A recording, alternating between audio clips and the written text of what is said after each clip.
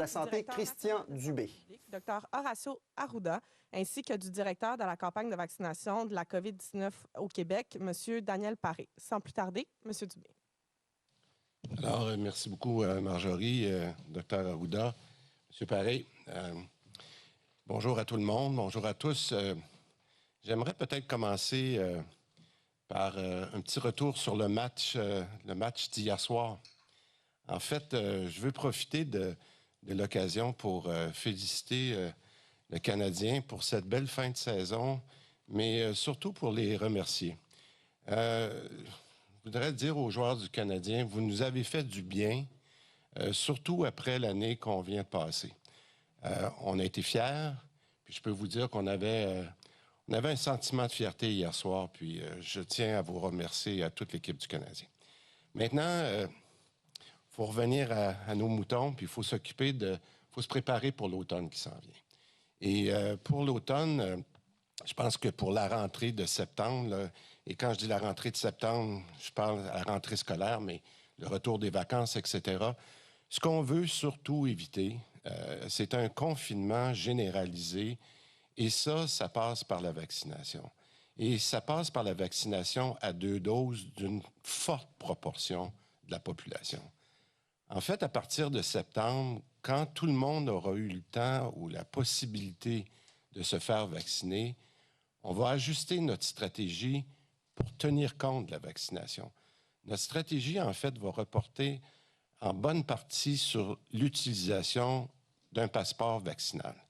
Puis je vais vous expliquer en quoi ça va fonctionner en 3 points. Premièrement, on va commencer à utiliser le passeport vaccinal, et ça, c'est important, seulement quand tout le monde aura eu la possibilité de se faire vacciner à 2 doses, c'est-à-dire environ vers le 1er septembre. Deuxièmement, on va continuer à agir en fonction de la situation épidémiologique. Autrement dit, le passeport vaccinal va être utilisé si et seulement si la transmission ou des éclosions le justifient dans un secteur d'activité ou un territoire donné. Troisièmement, pour être clair, le passeport vaccinal ne sera utilisé pour l'accès à des services publics ou essentiels. C'est uniquement pour des services non essentiels. Bon, maintenant, comment on va traiter l'application du passeport vaccinal? Par la vaccination, on a la chance d'agir durant l'été sur 2 niveaux. Un, pour mieux se protéger individuellement ou collectivement, mais aussi, deuxièmement, pour éviter une détérioration à l'automne. Parce que plus on est vacciné collectivement, plus la protection augmente. Puis, voici comment je pense qu'on va utiliser le passeport vaccinal, et je le répète, à la fin de l'été, c'est-à-dire après le 1er septembre. Et je dis souvent « si et seulement si » parce que on ne sait pas quelle sera la situation épidémiologique. Mais plutôt que de fermer des secteurs d'activité comme on était obligé de le faire avant, maintenant, il faudra accepter ou il faudra accéder, je dirais, à des lieux seulement si on est doublement vacciné parce qu'il y a eu une éclosion. Je vais donner quelques exemples. On sait en fait que les éclosions, puis on est rendu expert là-dedans, là, ça fait un an presque et demi qu'on joue là-dedans, on sait que les éclosions, les plus importantes sont dans des lieux où les contacts sont élevés. Hein? Puis on a donc divisé en deux les activités, en 2 catégories.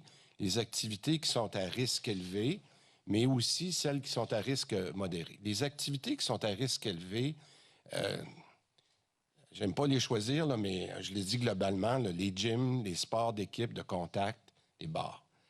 Mais aussi pour des activités qui sont à risque modéré, on parle des arts et spectacles, des festivals, mais aussi des auditoires de matchs sportifs. Ça, ce sont des exemples. Ces lieux-là, pour moi, ne sont pas restreints d'emblée aux personnes vaccinées 2 doses. Ils le seront seulement pour les personnes qui sont non vaccinées si la situation se détériorait. D'accord? Puis cette façon de faire va nous permettre, en cas de détérioration de la situation épidémiologique, d'avoir une approche qui est beaucoup plus ciblée puis de déployer des mesures spécifiques, mais surtout de garder des secteurs d'activité, des secteurs économiques ouverts, ce qui a été notre principal problème dans les premières, deuxième et troisième vagues. En fait, le passeport vaccinal devient un instrument de plus dans notre gestion de cas et des contacts. Pour moi, c'est une très bonne nouvelle. Avec la vaccination, on a trouvé une alternative au confinement généralisé. Ce sera bon pour la société, c'est bon pour l'éducation, c'est bon pour l'économie, mais c'est aussi très bon pour notre réseau de santé. C'est clair qu'en cas d'éclosion, les personnes qui sont adéquatement vaccinées vont avoir une situation plus normale. Ils vont conserver leur vie normale et ça, c'est ça qu'on veut. Les personnes qui refusent de se faire vacciner, je l'ai souvent dit, c'est leur droit. Mais elles doivent savoir qu'en cas d'éclosion ou de transmission dans leur milieu, elles risquent de devoir s'isoler, de devoir se faire tester ou de ne pas avoir accès à certaines activités.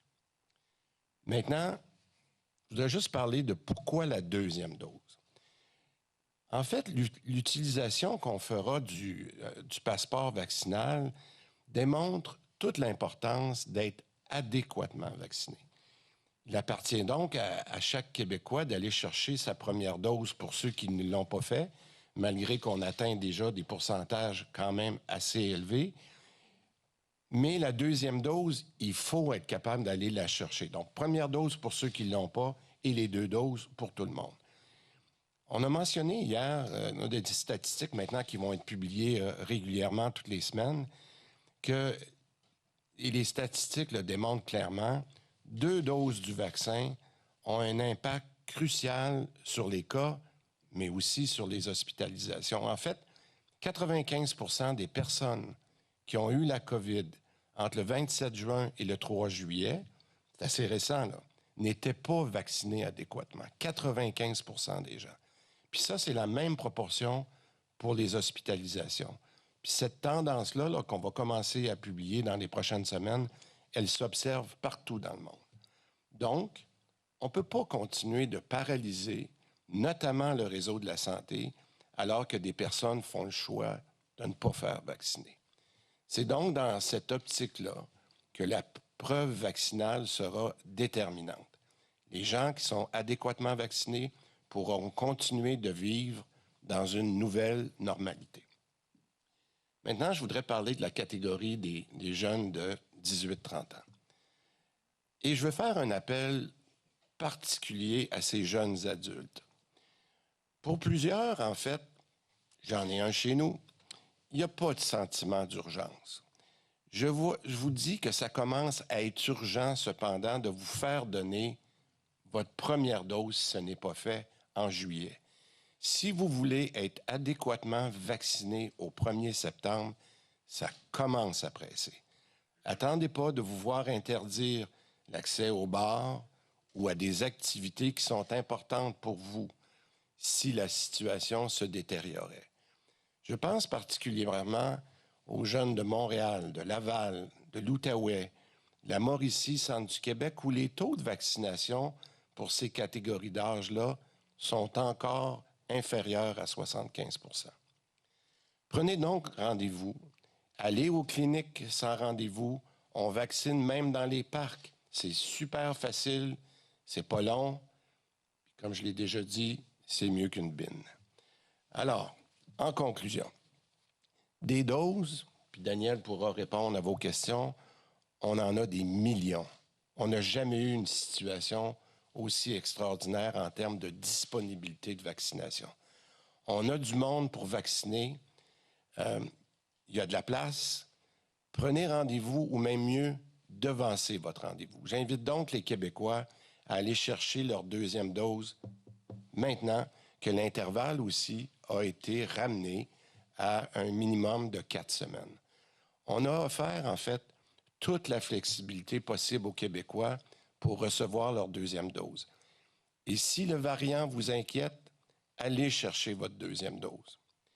Et je dirais en conclusion, profitez de l'été pour faire deux choses.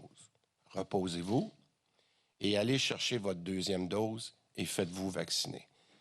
Je dirais en terminant que la vaccination, c'est non seulement bon pour nous tous, collectivement, mais c'est bon pour chacun de nous, pour notre liberté individuelle. C'est maintenant plus vrai que jamais, la vaccination est notre passeport vers un retour à la normale. Chaque point de pourcentage qu'on va gagner peut faire une très grosse différence.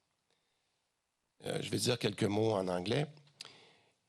Here's how we plan to Voici use the comment nous vaccination avons passport at the l'intention end of the d'utiliser le passeport vaccinal à la fin de summer. l'été.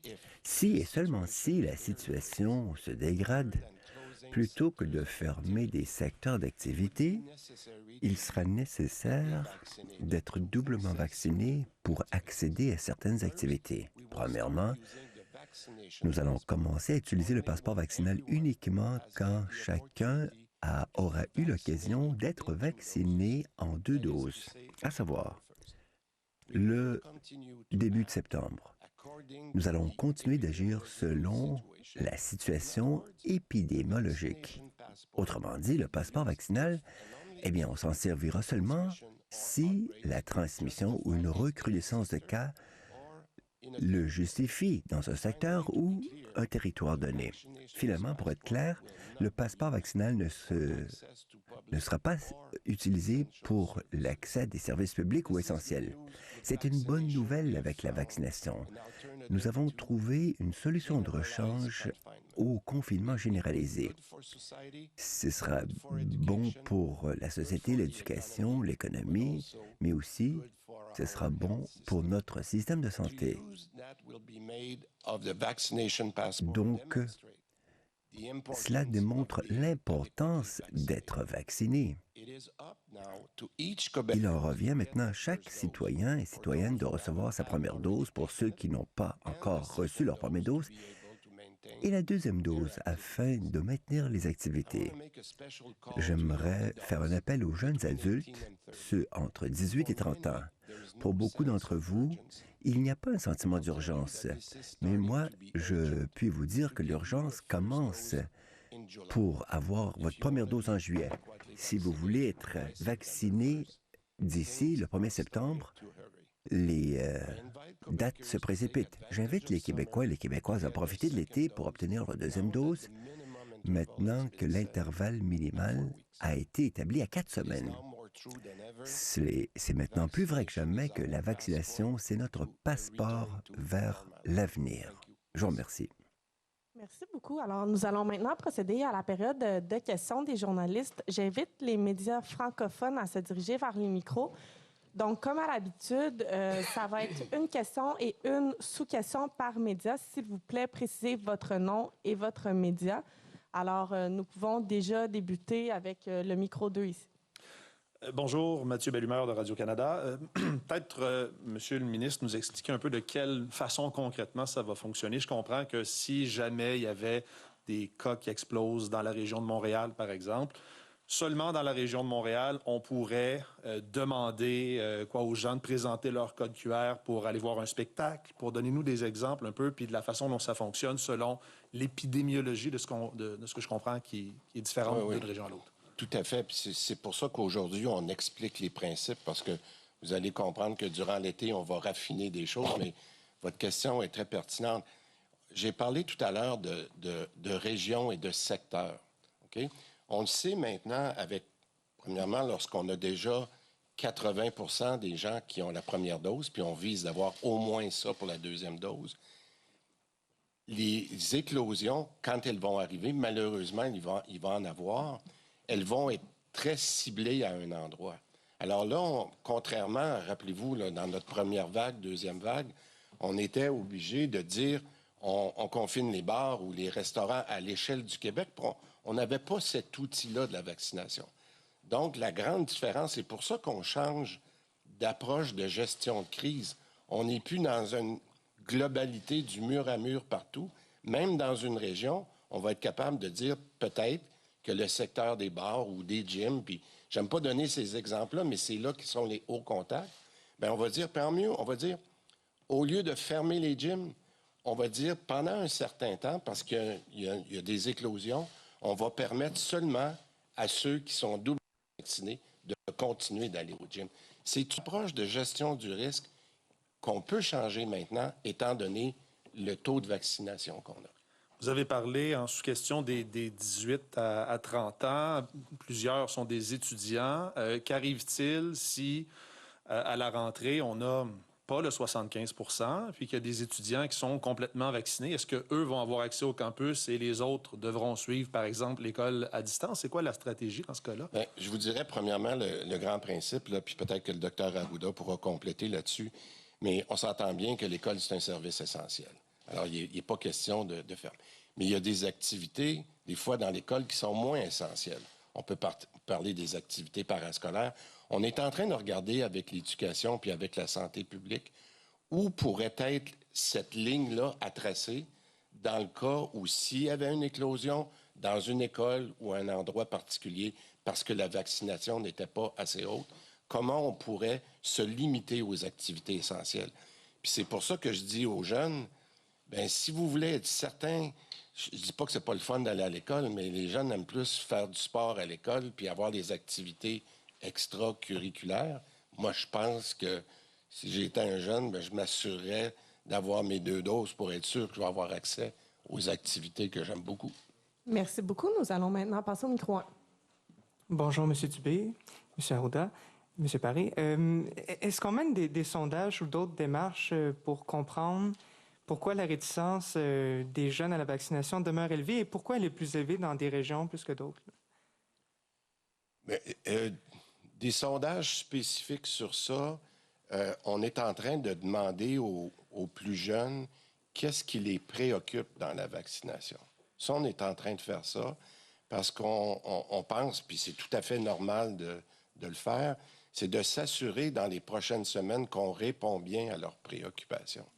Et vous avez vu, on a évolué, hein? On avait des grandes cliniques de vaccination qui ont fait, je dirais, 80% du travail, mais ils nous ont dit aussi qu'il y avait mieux la vaccination sans rendez-vous. Ils nous ont demandé d'aller les rejoindre où ils sont. Les jeunes sont... quand c'est pas urgent pour eux, ben c'est pas leur priorité. Ça veut pas dire que la journée qu'on leur donne accès, ils le font pas. Et c'est ça qu'on est en train d'évoluer. C'est pour ça que je le dis aujourd'hui. On va tout faire dans les 6 à 8 prochaines semaines pour leur donner accès à la vaccination. Si vous permettez, M. le ministre. Il y a F. Dubé de l'Institut national de santé publique, dont sa spécialité, c'est les déterminants à la vaccination, là, qui a fait des sondages, puis on regarde la littérature. On sait que cette population-là, c'est pas parce qu'ils sont contre les vaccins, c'est que souvent, ils sont très occupés. C'est pas nécessairement une priorité dans leur vie, etc. Puis il faut aller les rejoindre là où ils sont. Et c'est pour ça qu'on prend ces informations-là, comme dit le ministre, puis qu'on fait un plan spécifique pour ces catégories-là. Et dans les zones urbaines, c'est reconnu un peu partout. Les couvertures vaccinales, des fois, sont un peu plus faibles qu'en périphérie, mais il y a aussi tous les phénomènes ethnoculturels de croyances par rapport à la vaccination qui peuvent être un facteur. Mais ça, on tient ça en compte. Puis moi, je tiens à vous dire, là, quand même, la réponse à la première dose, elle a été excellente. Il faut encore que les gens aient leur première dose le plus rapidement possible, comme le disait le ministre. Puis l'important, là, je vais vous dire, là, c'est une chose à poser, comme disait le ministre ce matin, c'est 2 doses de vaccin pour une plus de liberté individuelle et collective. En sous-question. Est-ce que on peut, à juste titre, comparer le passeport vaccinal que vous allez mettre en place à ce qui se fait en Europe, par exemple en France? Là, ça semble quand même assez différent. Là. Un passeport vaccinal, c'est les 2 vaccins plus un résultat négatif. C'est pour les événements de plus de 1000 personnes. C'est plus généralisé, pas d'une région. Est-ce que vous vous êtes inspiré de l'Europe ou vraiment vous faites un modèle à part, là? Bien, je pense qu'on a toujours eu la chance d'avoir un leadership là, au cours des 18 derniers mois. Mais moi, je fais une grande différence entre un passeport vaccinal qui s'applique toujours pour les transports, pour les voyages. Ça, pour moi, c'est une chose. Puis ça, il y a beaucoup de similitudes avec ce qui se fait en Europe parce que là-bas, c'est l'échange entre les pays, etc. Mais nous, ce qu'on vient de faire, que je pense qui est très différent, c'est qu'on dit le passeport vaccinal pour les activités non essentielles, il va s'appliquer seulement si on a un enjeu d'éclosion. Et ça, je pense que ça doit rassurer la population parce qu'on dit Si tout continue d'aller bien, puis la façon que ça aille bien au mois de septembre, c'est qu'on augmente notre couverture vaccinale durant l'été. On va avoir encore plus de chances de ne pas avoir à se servir du passeport vaccinal. Alors, c'est là que je dirais que la différence est, c'est qu'on a mis une condition, puis on a mis un intérêt pour les gens de se dire, je vais continuer de me protéger parce que je vais avoir plus de chances d'être en situation normale, même s'il y avait des éclosions dans ma région. Merci beaucoup. Merci. Oui, bonjour à vous trois. Andy Saint-André de TVA. Bonjour. Cette question pour M. Dubé ou M. Arruda. Quel est le seuil épidémiologique fixé pour l'utilisation de ce passeport vaccinal?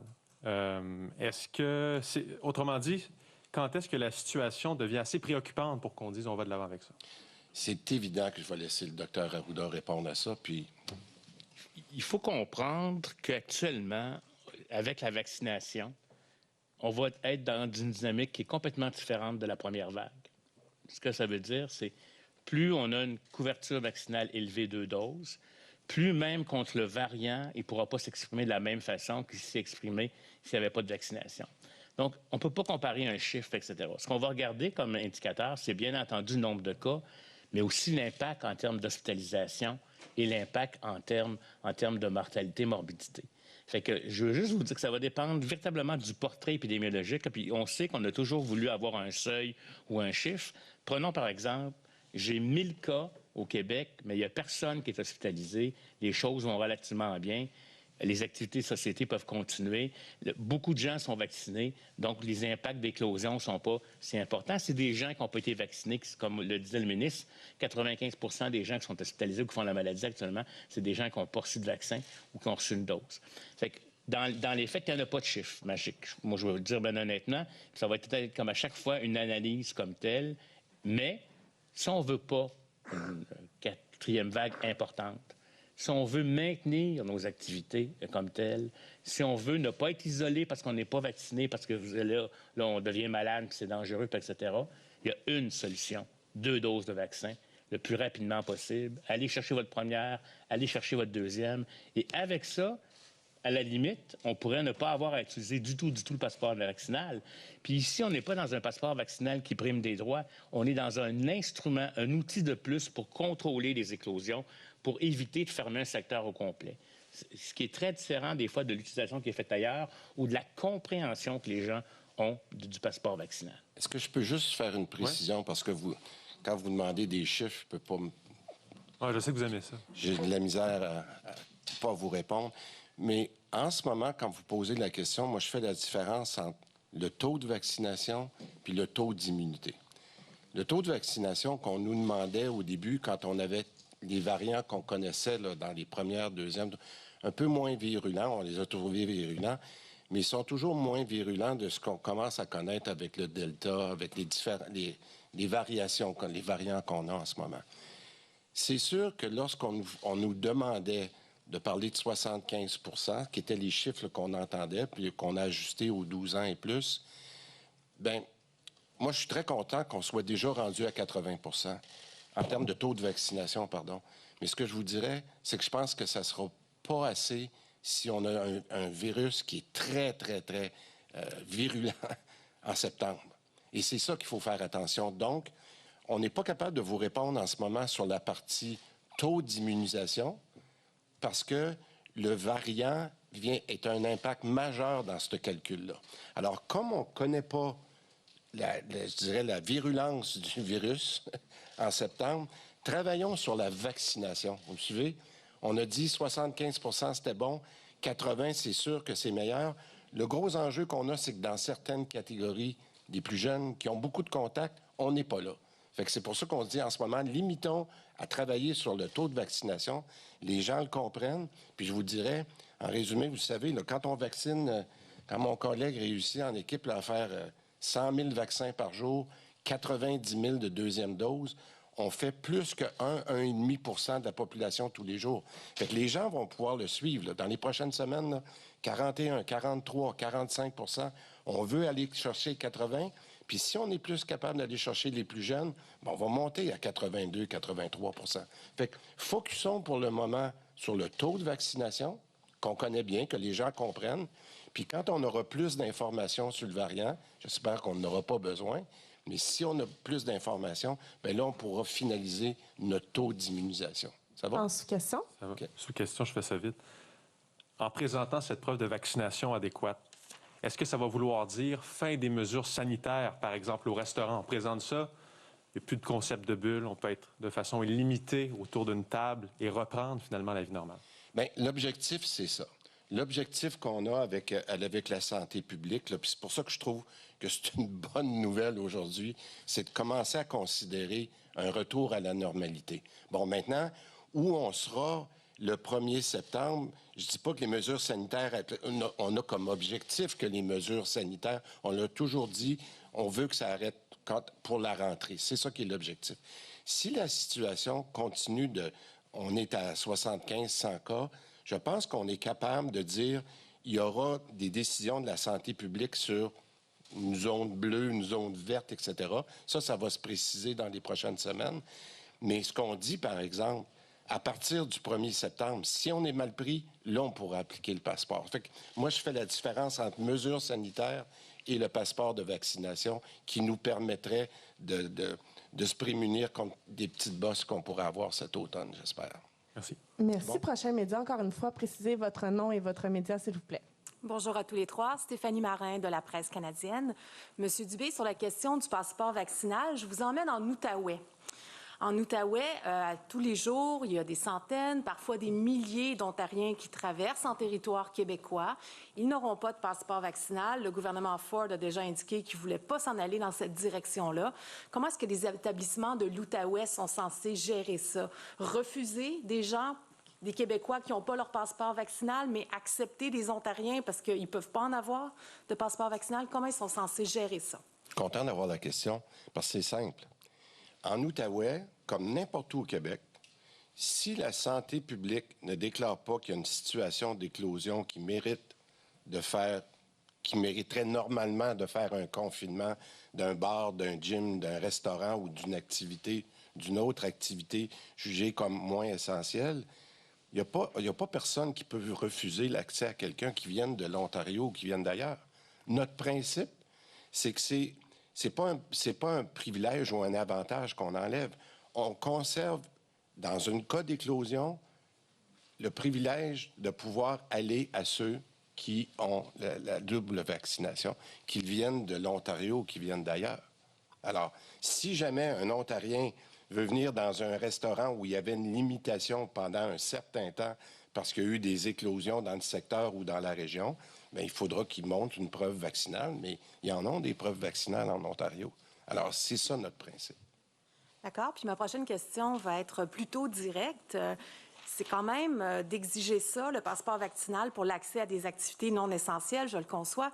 C'est quand même une forme de discrimination. Comment est-ce que vous justifiez donner des accès, des privilèges à une catégorie de Québécois, mais pas à une autre?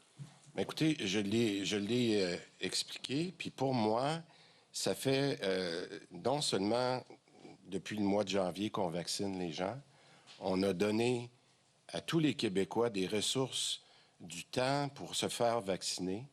On comprend qu'il y a des choix, que des gens, pour des raisons de motifs religieux, culturels, peu importe, vont prendre une décision de ne pas se faire vacciner.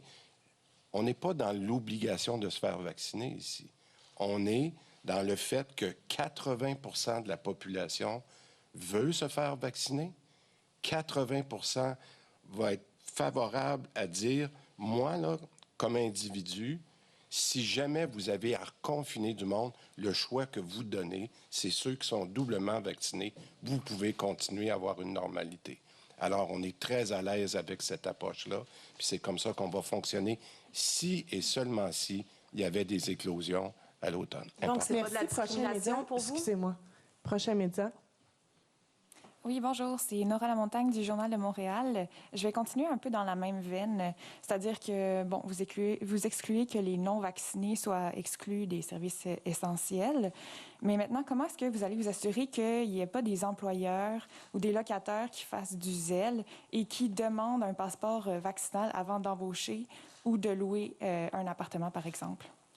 Bien, écoutez, encore une fois, je vous le dis, là, on n'est pas dans la vaccination obligatoire.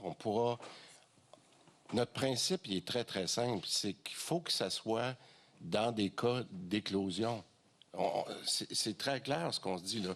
Si, dans une situation, dans un secteur d'activité, puis ça peut être dans une entreprise où il y a des éclosions, qu'on soit dans la vaccination, dans des centres de tri pour nourriture, etc., mais là, il serait normal de demander d'avoir les 2 doses parce qu'il y a une éclosion.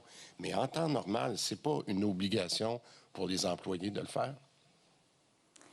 Ma question portait plus sur des secteurs sur lesquels vous n'avez pas le contrôle, c'est-à-dire dans le privé, que ce soit des locataires individuels ou certaines entreprises. Bien, écoutez, c'est pas de ça qu'on discute aujourd'hui. Nous, ce qu'on dit, c'est que les règles qu'on met en place, des règles de la santé publique, c'est pour des services non essentiels, dont j'ai parlé tout à l'heure, pour être certain que ces gens-là ont une alternative s'il y avait une éclosion, parce que l'alternative, avant, c'était de fermer le secteur, c'était de fermer l'établissement. C'est pas ça qu'on dit aujourd'hui. On dit ces gens-là vont être heureux, vont être contents, vont pouvoir avoir une alternative pour rester ouverts et servir des clients qui sont doublement vaccinés. C'est bon. Rapidement. Ma deuxième question, oui, c'est que on devrait utiliser ce code QR pour s'enregistrer à toutes sortes d'endroits. J'aimerais savoir comment sera protégée la confidentialité de toutes ces précieuses données, surtout quand on pense à des piratages récents de la place 05 ans, de Clic Santé ou de certains CIUS montréalais. Bien, écoutez, je pense que on s'est pas mal préparé. Là, on a déjà, je pense que c'est quelque chose comme pas loin de 6 millions de personnes 5 millions de personnes sur 6 millions de vaccinés qui ont déjà reçu leur code QR. On s'est assuré que des personnes pour qui on n'avait pas l'information qu'on jugeait complète, on a décidé de ne pas envoyer cette information-là à ces gens-là. On leur demande de venir sur place pour corriger. Cette semaine, Daniel a mis un système de réservation téléphonique pour corriger ces... On est excessivement prudent dans la gestion. On a pris nos spécialistes de cybersécurité qui sont gérés par l'équipe du ministre Kerr au Trésor. Je pense qu'on a pris tous les moyens pour s'assurer que ces données-là étaient bien protégées, pour s'assurer qu'on va avoir, pour le 1er septembre, accès au code QR qu'on aura besoin si jamais la situation nous obligeait à le faire. C'est noté, merci. Merci. Prochain média. Bonjour, Ariane Kroll de la presse. Pour tout ce qui est non essentiel, ça repose beaucoup sur des commerces. Déjà, une partie de la population considère que la COVID, c'est derrière nous. Le port du masque, certaines mesures, c'est un peu difficile à faire appliquer. Comment on va faire pour que ces commerçants-là fassent la police? On prend que l'exemple des bars dans une région qui refusent tous les jeunes adultes qui ne sont pas double vaccinés. Déjà, c'est dans les bars, pour reprendre cet exemple. L'année dernière, on entendait que c'était bien difficile, après un seul verre, d'empêcher les gens de se lever de leur chaise ou de danser. Comme ça repose, comment on va faire pour s'assurer que ce soit appliqué? Bien, c'est ce qu'on va discuter. Écoutez, là, aujourd'hui, ce qu'on annonce, c'est le grand principe de ça. Moi, je pense que la chance qu'on a, c'est les 2 prochains mois pour s'asseoir avec les différentes tables de concertation, avec les fédérations de chambres de commerce, etc., pour s'asseoir avec eux et dire comment ça va être. Parce qu'en fait, je vous dirais, c'est quand même assez simple, parce que là, je ne sais pas si vous avez eu vos 2 doses. Oui, c'est fait. Bon, bien, si tout a bien été, vous avez reçu votre code QR que vous avez sur votre téléphone. Et tout ce que le commerçant a à faire, c'est d'avoir un lecteur qu'on va lui fournir, qui est simplement une application sur un téléphone. Et il va aller lire l'application pour voir si la personne est adéquatement vaccinée. Alors, la charge sur le commerçant, elle est minime. Maintenant, s'il décide de laisser rentrer quelqu'un qui ne va pas lui montrer sa preuve vaccinale, ça, c'est un autre enjeu. Mais ce que je vous dis en termes de charge administrative, il n'y a pas de bureaucratie là-dedans. C'est excessivement simple pour le commerçant et c'est ça qu'on va faire avec les différentes fédérations durant l'été. On demande quand même à des commerçants de faire la sécurité et d'exclure leur clientèle potentielle. D'après vos réponses aux autres questions, est-ce que vous espérez ne pas avoir à utiliser ce code QR? Mon plus grand souhait, puis celui de tout le monde ici, c'est de vacciner le plus de monde possible durant l'été pour ne pas en avoir besoin. Ça, c'est vraiment ça notre objectif. Mais je vous dirais que les commerçants, quand ils ont à faire un peu la surveillance dont vous parlez, Mme Croze, je pense qu'il y a une chose qui est certaine. Ils aiment mieux faire ça que d'avoir un commerce fermé. Alors, c'est ça qu'on leur donne comme alternative aujourd'hui. Merci. Prochain média. Bonjour à vous trois. Mon nom est Kevin Dupont de Cogeco Nouvelles. Première question au Dr Arruda. Il y a plusieurs auditeurs, des parents de jeunes adultes qui se demandent finalement quels sont les risques de myocardite chez les jeunes après la deuxième dose de vaccin. On attend un avis de l'Institut qui va documenter cet élément-là. Ça demeure des éléments relativement rares, mais ça existe, particulièrement chez les jeunes hommes. Et souvent, les gens, quand ils sont hospitalisés, c'est pour des raisons d'investigation. Mais dans les faits, je pense que la recommandation, quand même, est de donner éventuellement 2 doses aux jeunes comme tel. Et je vous dirais, j'attends l'avis pour être capable de vous donner une information quantifiée. C'est un phénomène qui a été rapporté notamment avec les vaccins ARN messagers, mais qui sont des vaccins excellents, comme d'autres aussi, pour protéger contre le virus Delta qui préoccupe beaucoup actuellement. Fait que toute l'information, quand l'avis sera sorti, va être communiquée. Et dans, je vous dirais, les instruments qu'on va utiliser en campagne de vaccination, les gens vont pouvoir avoir l'information pour consentement éclairé. Et en sous-question, M. Dubé, vous avez répondu tout à l'heure à une question de mon collègue concernant les activités parascolaires du côté des écoles, les cégeps, universités. Est-ce que vous allez favoriser le virtuel ou le présentiel pour les jeunes qui ne sont pas encore vaccinés complètement à la rentrée? Est-ce qu'ils vont pouvoir accéder aux classes? Mais écoutez, là, il y a des discussions encore qui ont lieu sur certains aspects liés à l'éducation, particulièrement pour les activités extra-curriculaires. Donc, je pense que j'aimerais mieux laisser la santé publique finaliser les discussions, entre autres avec les deux ministères de l'Éducation pour revenir durant les prochains jours, prochaines semaines pour clarifier ça. Mais encore une fois, mais que ce soit pour l'école ou pour toutes les autres activités, le message s'applique aux jeunes. Maximisez vos chances de ne pas vous faire refuser dans une activité qui vous intéresse si jamais le taux de vaccination n'était pas assez élevé. Alors, ça s'applique. Peut-être, tout à l'heure, quand on a parlé de la propos vaccinale, j'aimerais ça que M. Paré vous parle d'un enjeu qu'on voit souvent dans nos centres de vaccination. Puis je pense qu'il est important lorsqu'on parle c'est ce que Horacio disait sur la qualité des vaccins ARN. Je ne sais pas si vous peut-être parler un peu de Moderna et de Pfizer. Bonjour à tous. Je pense que toute la conférence de presse tient à un haut taux de vaccination. On l'a mentionné, quand les vaccins sont présents dans nos congélateurs, notamment 1,5 million de doses de Moderna qui sont disponibles pour vacciner. Et on le sait que, selon nos avis du Comité d'immunisation du Québec, l'interchangeabilité des vaccins est disponible. Et encore là, la date, on parle souvent là, de la date de la fin de la campagne. On le sait, on a un objectif du 31 août, mais la campagne, on vaccine rondement et les gens maintenant doivent choisir de venir chercher leur vaccin et d'interchanger, dans le fond, un vaccin Pfizer pour un vaccin Moderna. C'est une très bonne option pour avoir un rendez-vous beaucoup plus tôt. Et les rendez-vous sont disponibles sur Clic Santé et pour avoir un rendez-vous dès demain. Écoutez, à chaque jour, on vaccine rondement, plus de 100 000 au cours des derniers jours, mais on a encore des dizaines de milliers de rendez-vous qui demeurent ouverts. Donc, allez vous faire vacciner. On parle d'accessibilité. L'accès au vaccin est là.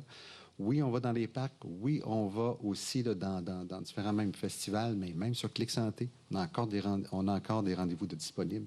Donc, n'hésitez pas d'excuse de venir chercher sa deuxième dose, mais aussi pas d'excuse de venir chercher sa première dose. Puis, peut-être, juste pour finir sur ce point-là, Daniel, aussi, nous, on surveille beaucoup. Il nous reste combien de rendez-vous qui sont après le 1er septembre? Parce que si on veut donner le maximum de chances là, pour tout ce qu'on vient de discuter, on a encore, selon nos chiffres, là, à peu près un petit peu plus que 700 000 rendez-vous qui doivent être mis avant le 1er septembre. Donc, aujourd'hui, ce qu'on vous dit, quand vous prenez votre rendez-vous, pensez aussi à accélérer votre rendez-vous parce que maintenant, on n'a plus la limite de 8 semaines comme on avait avant. Donc, et ça, on va le suivre. Alors, si on a besoin de faire des des messages dans les prochaines semaines. On va suivre aussi ce nombre de rendez-vous. Au début, rappelez-vous, on en avait 3 millions qui étaient après le 1er septembre. On a réussi à baisser ce chiffre-là à peu près à 700 000. Alors, c'est pour ça qu'on insiste beaucoup aujourd'hui de prendre votre vaccin ARN, qu'il soit Moderna ou Pfizer. Pour nous, la santé publique dit ça a la même valeur.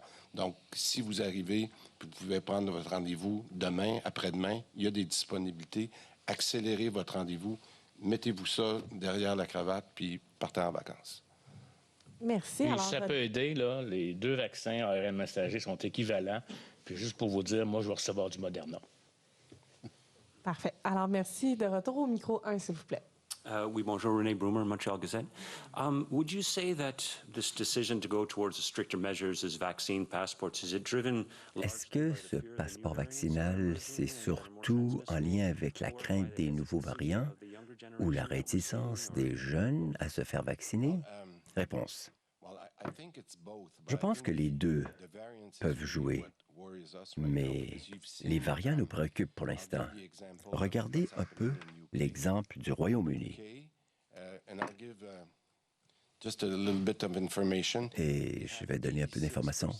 86 de la population a reçu sa première dose. 63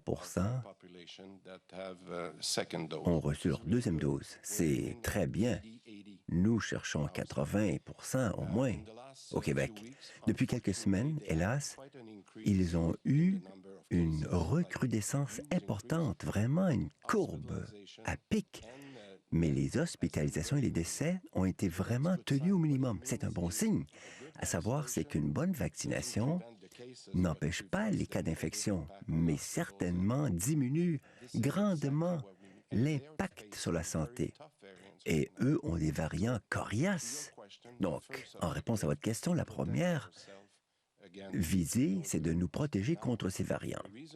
Maintenant, la raison pour laquelle nous insistons auprès des jeunes, c'est que c'est cette tranche d'âge-là qui est en deçà du 75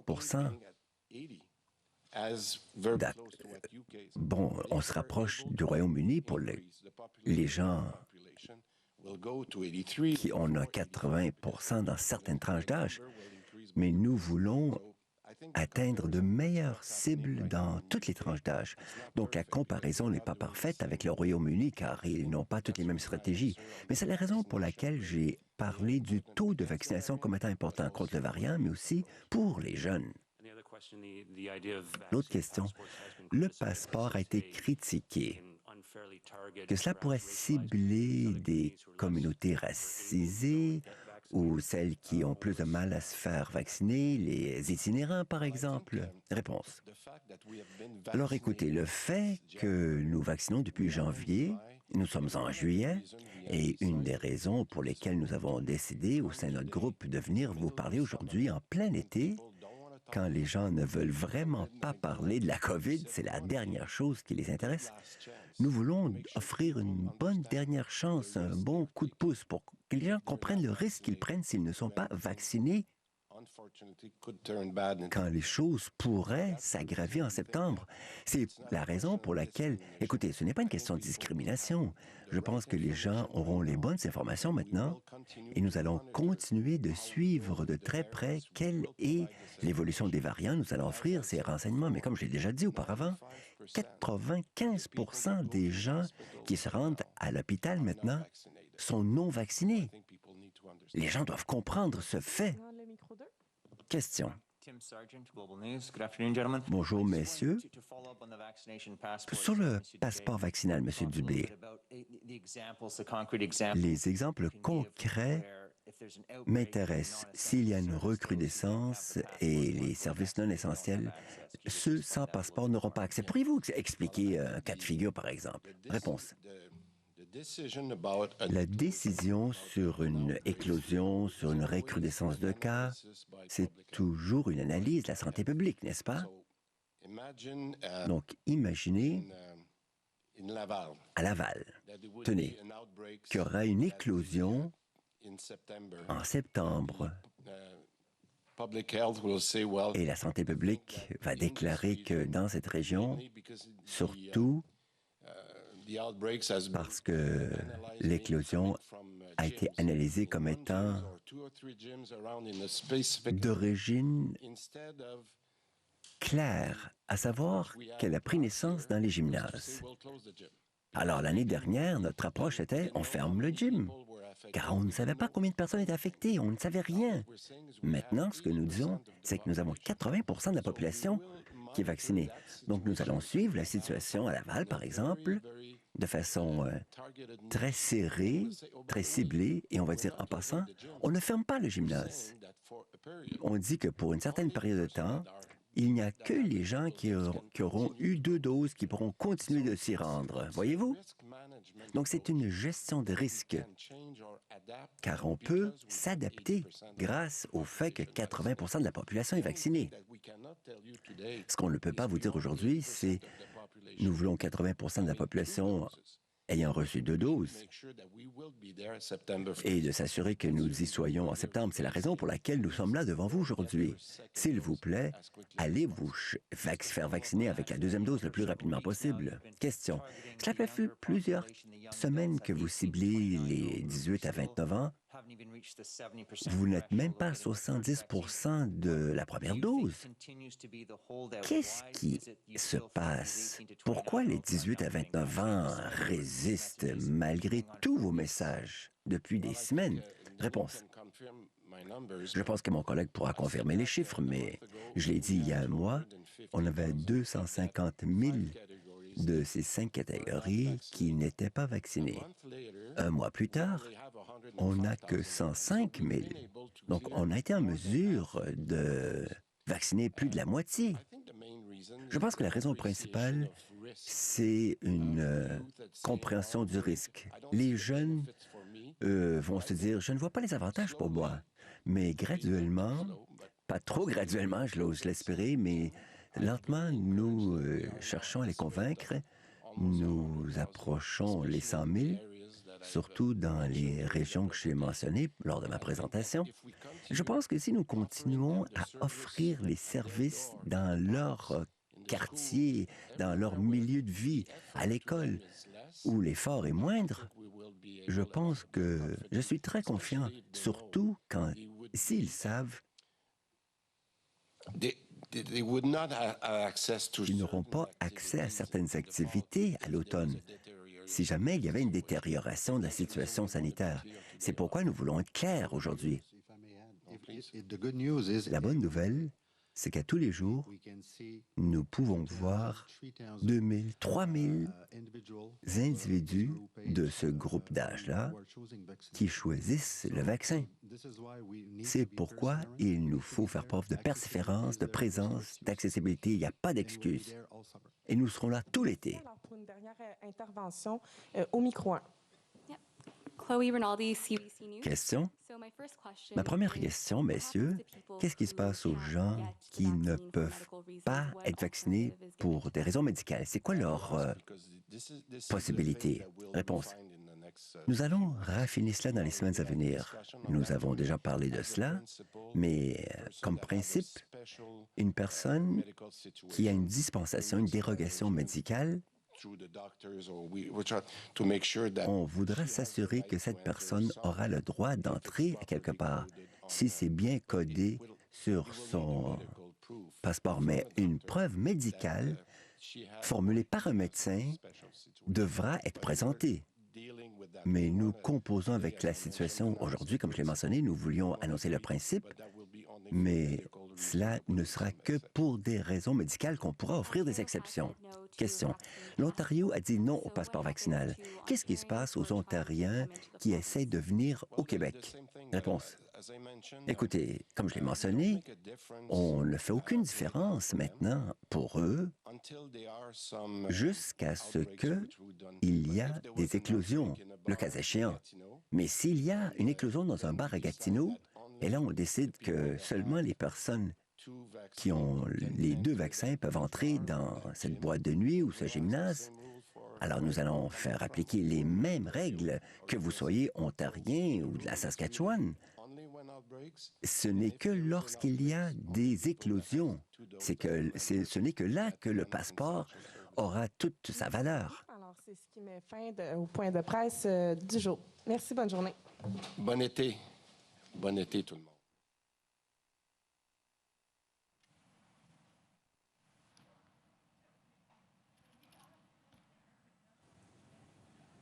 Alors voilà, il y a beaucoup de choses là-dedans. Alex, bonjour. Bonjour, conférence Christian. de presse touffue. On attendait des détails sur cette, appelons-la preuve vaccinale, hein, parce que le passeport, ça peut porter à confusion avec le voyage, avec les frontières, et on n'est pas là. On n'est pas là-dedans. C'est intéressant quand même de noter, Christian, que le ministre a changé quand même son vocable. Hein. Vous savez, dans les conférences de presse jusqu'à maintenant, à chaque fois qu'on lui posait la question sur le passeport vaccinal, il disait tout le temps « j'évite d'utiliser ce terme-là, je préfère parler de preuve vaccinale ». Donc, semble-t-il qu'il y a quand même un petit changement du côté du gouvernement à ce niveau-là. Oui, c'est important de le préciser. Et ce qu'on en comprend, si on peut résumer, et vous irez plus dans le détail, Alex, mais moi, ce que j'en comprends, c'est qu'on protège l'automne, on protège la rentrée scolaire.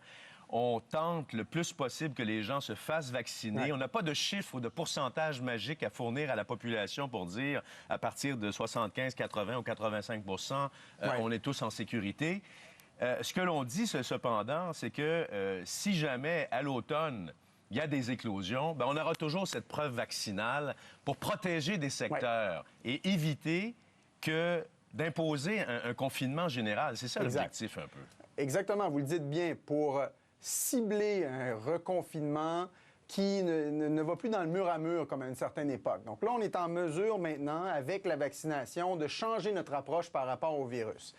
Ce que le gouvernement veut éviter, c'est de reconfiner complètement l'économie, notamment de remettre l'économie sur pause, ce qui nuirait encore aux commerçants, ce qui ferait trop mal à la société québécoise. Donc là, on est en mesure, avec la campagne de vaccination, de cibler les endroits qu'on pourrait fermer partiellement à certaines personnes si la situation épidémiologique venait à se dégrader cet automne. Parce que c'est ce qu'on craint du côté du gouvernement, avec l'arrivée du variant Delta, notamment, qui résiste peut-être davantage au vaccin, qui se transmet plus facilement. Donc là, on a peut-être des mesures de plus à prendre. Et on est aussi préoccupé par le fait que les jeunes, entre autres, là, ne participent pas suffisamment à la campagne de vaccination. Les 18-29, là. Exactement. Donc là, ce qu'on dit, c'est que 3 choses. Lorsqu'on parle d'utilisation d'une preuve vaccinale ou d'un passeport vaccinal, comme le disait le ministre, on va s'assurer, premièrement, que tout le monde ait eu accès aux 2 doses du vaccin. Ça va arriver probablement autour du 1er septembre. D'autre part, on utilisera cette preuve vaccinale-là seulement si la situation le requiert, donc s'il y a une dégradation de la situation épidémiologique, seulement dans certains secteurs et seulement dans certaines régions, pour bien cibler les endroits qu'on reconfinerait partiellement. Je vous arrête là-dessus, Alex, parce que c'est important de le préciser. Chaque cas sera un cas d'espèce. Lorsque le docteur Arruda disait il peut y avoir 1000 cas, il peut y avoir contamination, mais si aucun de ces cas n'est obligé de se rendre à l'hôpital ou à des complications majeures, ça ne veut pas dire qu'on va fermer un secteur pour autant. Exactement. Non, parce que là, il y a cette possibilité-là de cibler un secteur particulier. D'ailleurs, juste pour dire, là, c'est toujours des services non essentiels dont on parle. Hein. On ne parle jamais de services essentiels. C'est très important de le rappeler. Etc. Exactement. Donc, le gouvernement divise en 2 catégories les secteurs d'activité. Les secteurs où il y a un risque élevé de transmission du virus. Là, on parle justement des bars, des gymnases, par exemple. Les secteurs où le risque est modéré. On peut parler des restaurants, salles de spectacle, pour voir un match du Canadien, par exemple, cet automne. Donc, une fois qu'on a divisé ces secteurs-là, il est possible aussi d'agir différemment selon les secteurs d'activité. Donc là, on vient de se donner une marge de manœuvre de plus du côté du gouvernement pour cibler encore davantage cette intervention. C'est ça. Et c'est ça. Le gouvernement dit, c'est vraiment si on est mal pris qu'on va l'utiliser. Ouais. C'est un peu une police d'assurance. C'est comme ça qu'on doit le voir. Hein? Oui. Donc là, on va avoir le voyage. Ce sera possible, évidemment, d'utiliser la preuve vaccinale lorsqu'on rentre au pays, notamment, puis éventuellement, peut-être lorsqu'il va y avoir des accords avec d'autres pays pour se rendre à l'étranger. Et puis, on va l'utiliser aussi à l'intérieur des frontières, parce que vous le disiez tout à l'heure, là, le gouvernement vise un taux de vaccination. On disait 75 % pour les 2 doses. Là, on est à peu près à 80 % pour la première dose. On espérait être à 80 % pour la deuxième. Mais le taux de vaccination n'est pas le taux d'immunisation. On est à combien pour la deuxième en ce moment? C'est en bas de 50? La deuxième, c'est 30-40 % si ma mémoire est bonne. Je ne vais pas donner de faux chiffres, mais c'est entre 30 et 40 %. Donc, ça se passe assez bien. On dit que ça augmente de 1 à 1,5 % chaque jour. Donc, les doses sont là. Et là, ce qu'on dit, c'est que comme on a les doses, maintenant, les gens n'ont plus de raison de ne pas se faire vacciner et on ne peut pas laisser les gens qui sont récalcitrants, qui ne participent pas à la campagne de vaccination, reconfiner l'ensemble du Québec. On a quoi? 1,5 million de doses de Moderna là, qui attendent dans les réfrigérateurs de la santé publique. Merci beaucoup, Alex. On va en reparler tout l'après-midi. Je vous mentionne au